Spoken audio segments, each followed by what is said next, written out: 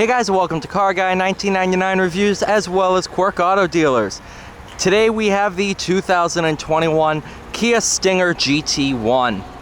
Probably my favorite Kia for obvious reasons, mainly because I like performance cars. This one's very quick with its 3.3 liter twin turbo V6 pushing out like 365 horsepower. It's properly quick. Not only that, it's relatively affordable for the car you're getting. This one stickers at $49,370? $375. Oh, I'm sorry. I'll give you the $5 for the mistake. It's just a killer car. When you think about, this kind of goes up against the BMW 540i, M540i. It's kind of on in that level. Maybe it's a little bit bigger than the M340i, but I would say this is a perfect competitor to the M540i, and that car is about $75,000. And that car is not a hatchback. This is a hatchback. Although it looks like it's just the trunk, you have a full hatch. One of my favorite parts about the Stinger. Under the hood, you have the 3.3 liter twin turbo V6. I believe it's called the Lambda engine. Like the Greek letter Lambda. Don't ask me what it looks like because, you know, I failed geometry.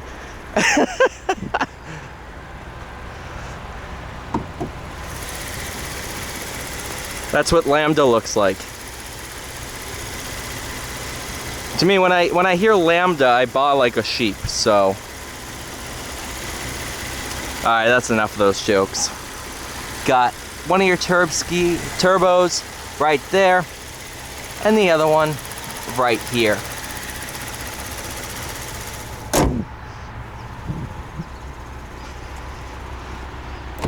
Brembo brakes, this one snow white pearl over black. Again, the GT1, all-wheel drive. Almost all the ones we get up here are all-wheel drive. I don't know if you can still get the rear-wheel drive, but I've never driven a rear-wheel drive one.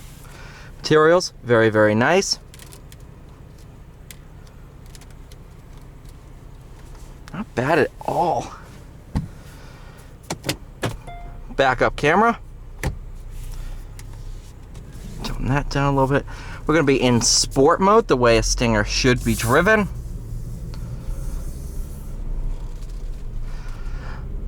Now for 2022, they're going to be revising the Stinger. I think the V6 gets a little bit more power. The GT line, the 4-cylinder one, gets a lot more power. It's going to feature the new 2.5 liter turbocharged 4-cylinder found in the K5 GT. That's going to put out about 300 horsepower and 311 or so pound-feet of torque. So that's going to be a nice bump in power. I just don't know if they're going to keep the torque converter or if they're going to go to the dual clutch as it's found in the K5 GT. Not sure what they're going to do, but the engineers over at Kia probably know a bit more than I do. That's just a guess, though. They definitely know more than me.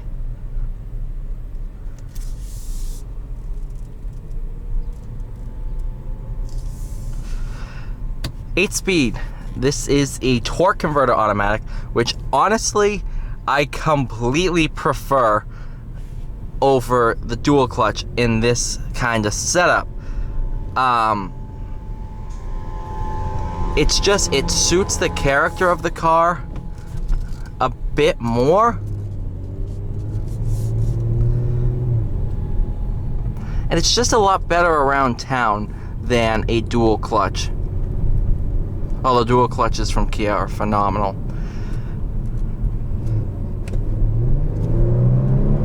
Holy crap. Oh, it never gets old. You know what, I daily drive a car with 500 horsepower, and this thing just hauls. It surprises me each and every time I drive one. I can't get enough of this car.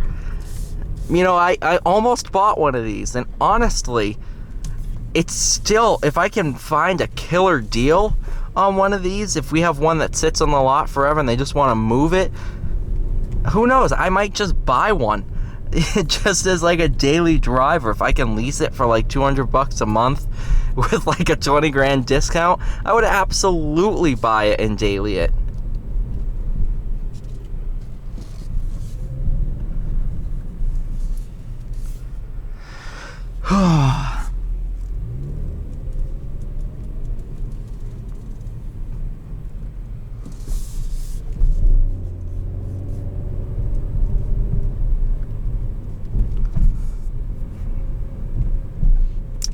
It's just, the overall package for everything is just amazing. Hi, Joel.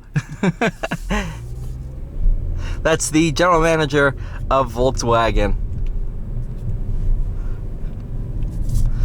Just overall, everything is just, I love this thing. It is such a good car. First time I test drove one, it's so cliche. But you sit there and you're like, this is a Kia? And that's why I think these aren't selling as well as, you know, the M440i. Because a lot of people are, and as stupid as this sounds, that's an R32 right there. Look at that. I love me an R32. As stupid as this sounds, people that are shopping for cars in this segment are kind of stuck up, and they focus on the brand name.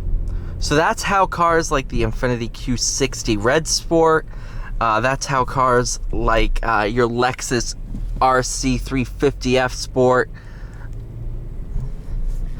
they get very overlooked, and the Stinger is falling into that trap as well. It's just, people get so stuck up on, oh, it's a Kia. Well, alright, the people who say that obviously haven't driven the new Kia models. Because the Telluride is bloody fantastic. The new Sorento is absolutely brilliant. The K5 is absolutely insane for the money. I mean, there is just, Kia is absolutely changing the game at this moment. I have not driven a brand new Kia, you know, like one that's been refreshed. I mean, look at the Carnival. That thing's awesome. Just drove that this morning. There's not a Kia out there that has been refreshed in the last 2-3 years that I don't like. They are all absolutely great. And the Stinger is absolutely one of those cars.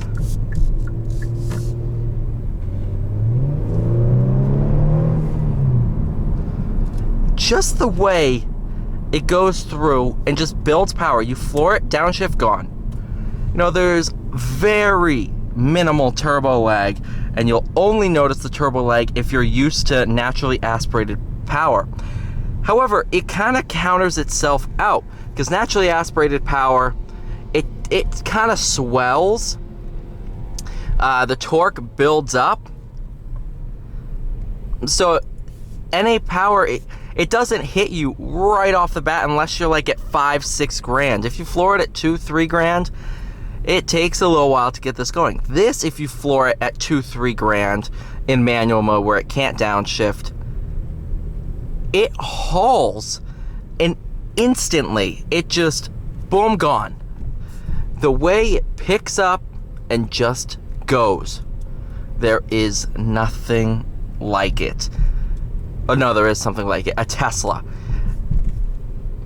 The fact that I'm comparing this to a Model 3 Performance and saying this feels pretty similar to that power level after just driving a Model Y Performance a couple weeks ago, it's pretty insane.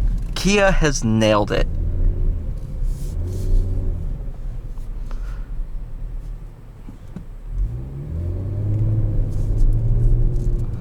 I cannot wait to try the 2022 model, because I just know if it's anything like this car, it's gonna be absolutely brilliant.